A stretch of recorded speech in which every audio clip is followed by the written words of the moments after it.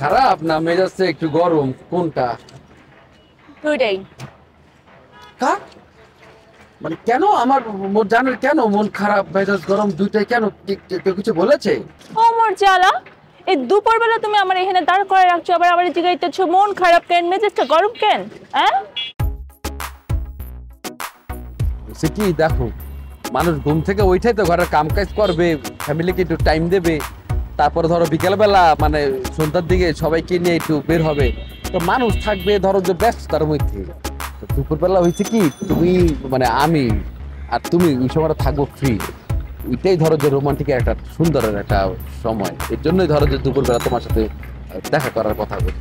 আর সব থেকে বড় কথা, মুই যে বড় জবটা করি সেইটা তো ধরো আসলে ওই আমার সকাল থেকে তোমার ওই 2টা পর্যন্ত, তারপর তোমার বিকাল 4টা থেকে ওই রাত 9টা পর্যন্ত আমার একটা টাইম আর কি, এর মধ্যে ব্যস্ততা থাকে আর কি। এই জন্য তোমাকে বলি হয় দুপুরে নাইলে রাত 9টার পরে আর কি দেখা করা লাগবে। যা স্মরণের ছোঁয়ায় তোমার উপমায় বদলে দিলে যে স্যান্ডেলিনা সো, রূপচর্চায় আভিজাত্য।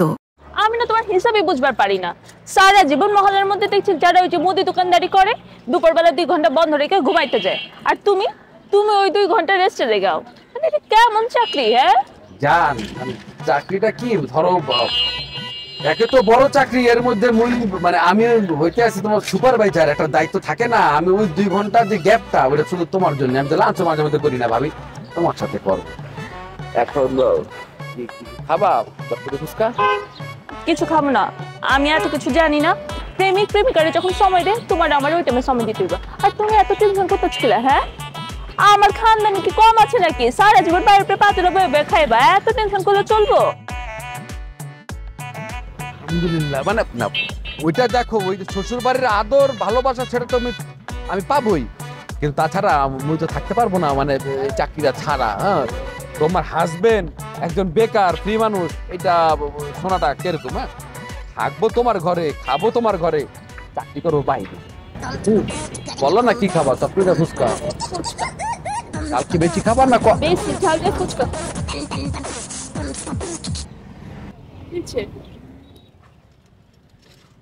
সালাম বস।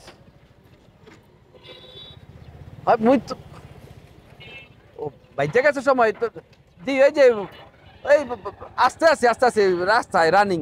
জি জি ওকে ওকে ওকে।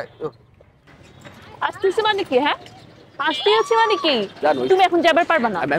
আমি এত কিছু শুনুম না। বলতে মানে রাকিব স্যার ফোন করছে, আলামিন স্যারের কথা বলছে, এর মধ্যে মানে রাকিব স্যারের কথা ম্যানেজ করা যাইতো, কিন্তু আলামিন স্যার মনে রাখতে আছে, এখন না গেলে যাবে একটু মেজাজটা কেমন খারাপ লাগে। হ্যাঁ প্রতিদিনে আসরের টাইমে ডাক দিয়ে সে আর থাকে না, সে জায়গা। তাহলে আমি এখানে একলা একলা খারাপ কি করুন?